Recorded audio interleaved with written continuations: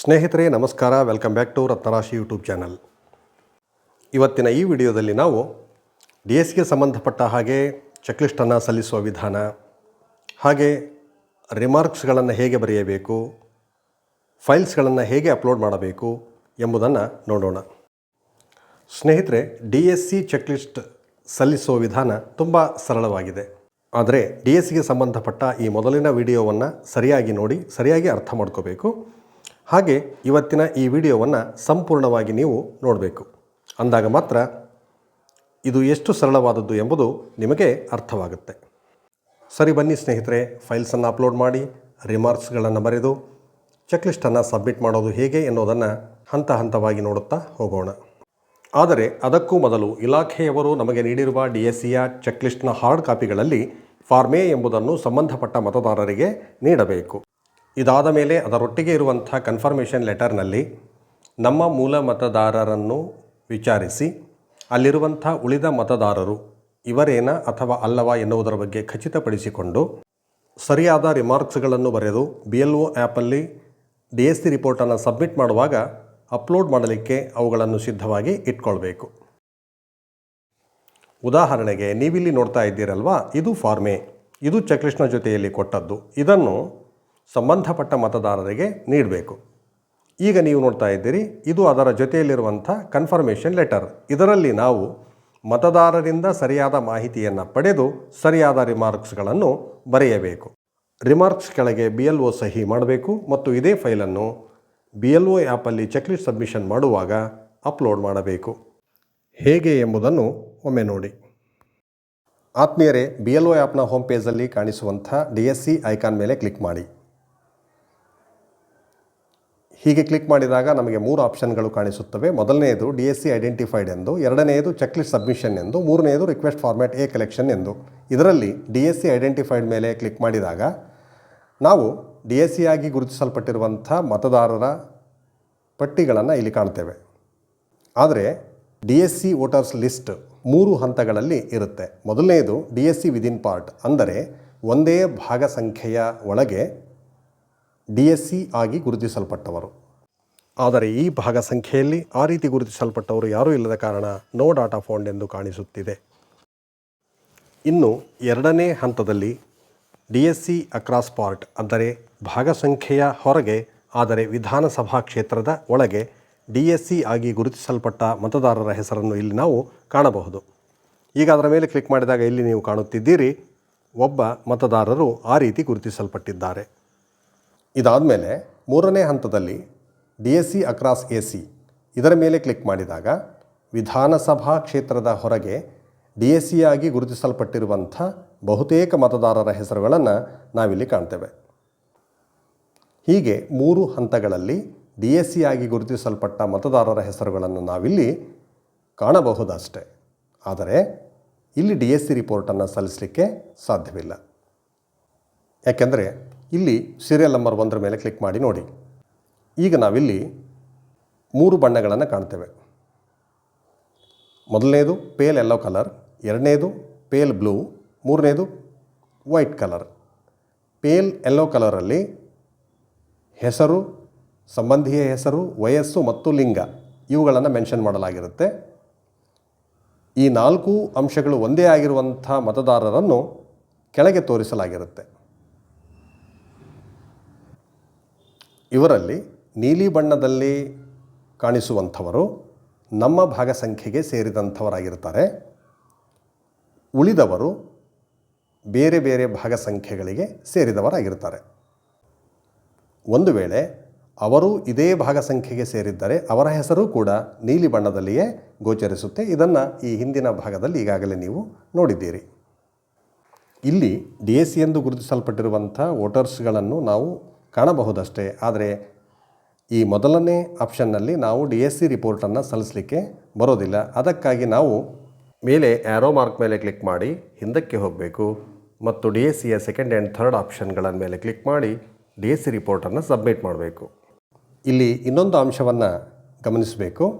ಅದೇನೆಂದರೆ DSC across AC ಈ ಲಿಸ್ಟಲ್ಲಿ ಯಾವ ಮತದಾರರಿದ್ದಾರೋ ಇವರ ವರದಿಗಳನ್ನು ಸಲ್ಲಿಸಲಿಕ್ಕೆ ಎರಡನೇ ಆಪ್ಷನ್ ಚೆಕ್ಲಿಸ್ಟ್ ಸಬ್ಮಿಷನ್ಗೆ ಹೋಗಬೇಕು.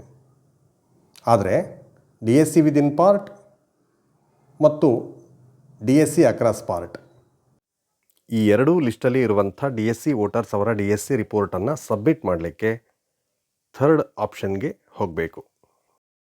ನೆನಪಿಡಿ, D S C within part ಲಿಸ್ಟಲ್ಲಿರುವಂಥ ವೋಟರ್ಸ್, ಅದೇ ರೀತಿ D S C across part ಈ ಲಿಸ್ಟಲ್ಲಿರುವಂಥ ವೋಟರ್ಸ್ ಇವರ ಡಿ ಎಸ್ ಸಿ ರಿಪೋರ್ಟನ್ನು ಸಬ್ಮಿಟ್ ಮಾಡಲಿಕ್ಕೆ ನಾವು ಡಿ ಎಸ್ ಸಿಯ ಮೂರನೇ ಆಪ್ಷನ್ಗೆ ಹೋಗಬೇಕು. ಇಲ್ಲಿ ಕಾಣುತ್ತಿರುವಂಥ ಕ್ಲಸ್ಟರ್ ಐ ಡಿ 1343394 1343394 ಈ ಕ್ಲಸ್ಟರ್ ಐ ಡಿಯನ್ನು ನೆನಪಿಟ್ಕೊಳ್ಳಿ ಮತ್ತು ತಿರುಪತಿ ಅನ್ನೋ ಹೆಸರನ್ನು ನೆನಪಿಟ್ಕೊಳ್ಳಿ. ಪುನಃ ಯಾರೋ ಮಾರ್ಕ್ ಮೇಲೆ ಕ್ಲಿಕ್ ಮಾಡಿ ಹಿಂದಕ್ಕೆ ಹೋಗಿ ಈಗ ಮೂರನೇ option request format A collection ಇದರ ಮೇಲೆ ಕ್ಲಿಕ್ ಮಾಡಿ. ನೋಡಿ, ಇಲ್ಲೀಗ ಡಿ ಎಸ್ ಸಿ ಅಕ್ರಾಸ್ ಪಾರ್ಟಲ್ಲಿ ನಾವು ನೋಡಿದ 1343394 ಎನ್ನುವ ಕ್ಲಸ್ಟರ್ ಐ ಡಿಯನ್ನು ಹೊಂದಿದ ತಿರುಪತಿ ಎನ್ನುವವರ ಹೆಸರನ್ನು ನೋಡುತ್ತಿದ್ದೇವೆ. ಇದರ ಮೇಲೆ ಕ್ಲಿಕ್ ಮಾಡಿ ನಾವು ರಿಪೋರ್ಟನ್ನು ಸಬ್ಮಿಟ್ ಮಾಡ್ಬೋದು. ಹೇಗೆಂದರೆ, ಮೊದಲು ಈ ಹೆಸರಿನ ಮೇಲೆ ಕ್ಲಿಕ್ ಮಾಡಿ. ಈಗ ಇಲ್ಲಿ ಕಾಣಿಸುವಂಥ ವೋಟರ್ ನಮ್ಮ ಪಾರ್ಟಿಗೆ ಸಂಬಂಧಪಟ್ಟವರು ಆಗಿದ್ದು ಇವರನ್ನು ಒರಿಜಿನಲ್ ವೋಟರ್ ಎಂದು ಗುರುತಿಸುತ್ತೇವೆ. ಇವರನ್ನು ಭೇಟಿಯಾಗಿ ಇನ್ನೊಂದು ಪಾರ್ಟಲ್ಲಿ ಇರುವಂಥ ಇವರದೇ ಹೆಸರಿನ ಬಗ್ಗೆ ವಿಚಾರಿಸಿದಾಗ ಅವರು ಇವರಲ್ಲವೆಂದು ಖಚಿತಪಡಿಸಿಕೊಂಡಾದ ಮೇಲೆ ಇವರನ್ನು ನಮ್ಮ ಭಾಗಸಂಖ್ಯೆಯ ವೋಟರ್ಸ್ ಲಿಸ್ಟಲ್ಲಿ ಯಥಾವತ್ತಾಗಿ ಉಳಿಸಿಕೊಳ್ಳಲು ನಮಗೆ ನೀಡಿರುವಂಥ ಚೆಕ್ ಲಿಸ್ಟಲ್ಲಿ ಕನ್ಫರ್ಮೇಷನ್ ಲೆಟರ್ನಲ್ಲಿರುವಂಥ ಇವರ ಫೋಟೋದ ಮುಂದೆ ರೈಟ್ ಮಾರ್ಕ್ ಹಾಕಬೇಕು ಮತ್ತು ಮೇಲೆ ಖಾಲಿ ಲೈನಲ್ಲಿ ಒರಿಜಿನಲ್ ಎಂದು ನಮೂದಿಸಬೇಕು.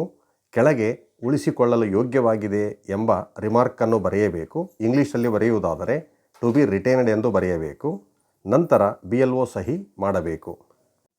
ಇದಲ್ಲದೆ ಉಳಿದಿರುವಂಥ ಮತದಾರರು ಇವರಿಗೆ ಗೊತ್ತಿಲ್ಲವೆಂದಾದರೆ ಅವರ ಫೋಟೋಗಳ ಮುಂದೆ ಇಂಟು ಮಾರ್ಕ್ ಹಾಕಬೇಕು. ಮೇಲೆ ಖಾಲಿ ಲೈನಲ್ಲಿ ನೋ ಇನ್ಫಾರ್ಮೇಷನ್ ಎಂದು ಬರೆಯಬೇಕು. ಇದಾದ ಮೇಲೆ ಚೂಸ್ ಫೈಲ್ ಮೇಲೆ ಕ್ಲಿಕ್ ಮಾಡಿ ಈ ಕನ್ಫರ್ಮೇಷನ್ ಲೆಟರನ್ನು ಅಪ್ಲೋಡ್ ಮಾಡಬೇಕು. ಹೇಗೆಂದರೆ, ಈಗ ಚೂಸ್ ಫೈಲ್ ಮೇಲೆ ಕ್ಲಿಕ್ ಮಾಡುತ್ತೇನೆ. ಈಗ ಕನ್ಫರ್ಮೇಷನ್ ಲೆಟರನ್ನು ಅಪ್ಲೋಡ್ ಮಾಡಲಿಕ್ಕೆ 3 ಆಪ್ಷನ್ಗಳನ್ನು ಕಾಣ್ತೇವೆ. ಟೇಕ್ ಫೋಟೋ ಮೇಲೆ ಕ್ಲಿಕ್ ಮಾಡಿ ನೇರವಾಗಿ ಫೋಟೋ ತೆಗೆದು ಅಪ್ಲೋಡ್ ಮಾಡಬಹುದು. ಎರಡನೇ ಆಪ್ಷನ್ನಲ್ಲಿ ಚೂಸ್ ಫ್ರಾಮ್ ಗ್ಯಾಲರಿಯಿಂದ ಇಮೇಜನ್ನು ಅಪ್ಲೋಡ್ ಮಾಡಬಹುದು. ಇನ್ನು ಮೂರನೇ option choose PDF from gallery ಹೋಗಿ ಅಲ್ಲಿ ಗ್ಯಾಲರಿಯಿಂದ PDF ಅನ್ನೇ ಅಪ್ಲೋಡ್ ಮಾಡಬಹುದು. ಕನ್ಫರ್ಮೇಷನ್ ಲೆಟರ್ ಒಂದೇ ಪೇಜಲ್ಲಿದ್ದರೆ ಅದನ್ನು ನೇರವಾಗಿ ಫೋಟೋ ತೆಗೆದು ಅಪ್ಲೋಡ್ ಮಾಡಬಹುದು. ಅದಕ್ಕೆ ಟೇಕ್ ಫೋಟೋ ಮೇಲೆ ಕ್ಲಿಕ್ ಮಾಡಿ ಫೋಟೋ ಕ್ಲಿಕ್ಕಿಸಿ. ಇದಾದ ಮೇಲೆ ಓಕೆ ಮೇಲೆ ಕ್ಲಿಕ್ ಮಾಡಿ. ನಂತರ ಲೆಟರನ್ನು ಸರಿಯಾಗಿ ಹೊಂದಿಸಿಕೊಳ್ಳಲಿಕ್ಕೆ 3 to 4 ಆಪ್ಷನ್ ಮೇಲೆ ಕ್ಲಿಕ್ ಮಾಡಿ. ಹೀಗೆ ಲೆಟರನ್ನು ಜೂಮ್ ಮಾಡಿ ಹೊಂದಿಸಿಕೊಂಡ ಮೇಲೆ ರೈಟ್ ಮಾರ್ಕ್ ಮೇಲೆ ಕ್ಲಿಕ್ ಮಾಡಿ.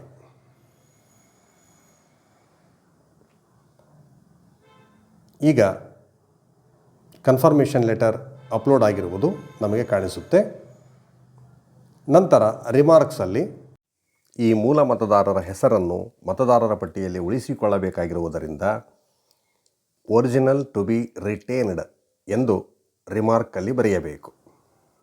ಹೀಗೆ ಬರೆದು ಕಲೆಕ್ಟ್ ಫಾರ್ಮ್ಯಾಟ್ ಎ ಮೇಲೆ ಕ್ಲಿಕ್ ಮಾಡಿ. ಈಗ DSC format A updated successfully ಎಂದು ಕಾಣಿಸ್ತಿದೆ. ಈಗ ಓಕೆ ಮೇಲೆ ಕ್ಲಿಕ್ ಮಾಡಿದಾಗ ನೋ ಡಾಟಾ ಫೌಂಡ್ ಎಂದು ಕಾಣಿಸುತ್ತಿದೆ. ಕಾರಣ ವಿದಿನ್ ಪಾರ್ಟ್ ಮತ್ತು ಅಕ್ರಾಸ್ ಪಾರ್ಟಲ್ಲಿ ಯಾವುದೇ DSC ವೋಟರ್ ರಿಪೋರ್ಟ್ ಸಬ್ಮಿಷನ್ ಇನ್ನೂ ಪೆಂಡಿಂಗ್ ಇಲ್ಲ ಎಂದು ಅರ್ಥ. ಹೀಗೆ ನಾವು ಅಕ್ರಾಸ್ ಪಾರ್ಟ್ DSC ವೋಟರ್ಸ್ ರಿಪೋರ್ಟನ್ನು ಸಬ್ಮಿಷನ್ ಮಾಡುವಾಗ ಇಲ್ಲಿ ಕೇವಲ ಮೂಲ ಮತದಾರರ ರಿಪೋರ್ಟನ್ನಷ್ಟೇ ನಾವು ಸಬ್ಮಿಟ್ ಮಾಡಬಹುದು. ಆದರೆ ಅಕ್ರಾಸ್ ಪಾರ್ಟ್ DSC ವೋಟರ್ಸನ್ನು ಹೊರತುಪಡಿಸಿ ಉಳಿದ ವಿದಿನ್ ಪಾರ್ಟ್ ಮತ್ತು ಅಕ್ರಾಸ್ AC DSC ವೋಟರ್ಸ್ ಯಾರಿದ್ದಾರೋ ಅವರ ರಿಪೋರ್ಟನ್ನು ಸಬ್ಮಿಷನ್ ಮಾಡುವಾಗ ಮೂಲ ಮತದಾರರ ರಿಪೋರ್ಟನ್ನು ಸಬ್ಮಿಷನ್ ಮಾಡುವುದರ ಜೊತೆಯಲ್ಲೇ ಉಳಿದ ವೋಟರ್ಸ್ ಬಗ್ಗೆಯೂ ಕೂಡ ರಿಮಾರ್ಕ್ಸನ್ನು ಬರೆದು ನಾವು ರಿಪೋರ್ಟನ್ನು ಸಬ್ಮಿಟ್ ಮಾಡಲೇಬೇಕು. ಸ್ನೇಹಿತರೆ, ಇನ್ನು ಅಕ್ರಾಸ್ ACಯಲ್ಲಿರ್ತಕ್ಕಂಥ DSC ವೋಟರ್ ಚೆಕ್ಲಿಸ್ಟನ್ನು ಸಬ್ಮಿಟ್ ಮಾಡೋದು ಹೇಗೆ ಹಾಗೂ ಒಂದಕ್ಕಿಂತ ಹೆಚ್ಚು ಪುಟಗಳಿರುವಂಥ ಕನ್ಫರ್ಮೇಷನ್ ಲೆಟರ್ಗಳನ್ನು ಒಂದೇ ಫೈಲ್ ಮಾಡಿ ಅಪ್ಲೋಡ್ ಮಾಡೋದು ಹೇಗೆ ಎನ್ನುವುದನ್ನು ನೆಕ್ಸ್ಟ್ ವಿಡಿಯೋದಲ್ಲಿ ನೋಡೋಣ. ಇದುವರೆಗೂ ಈ ವಿಡಿಯೋವನ್ನು ವೀಕ್ಷಿಸಿದಂಥ ತಮಗೆಲ್ಲರಿಗೂ ಧನ್ಯವಾದಗಳು.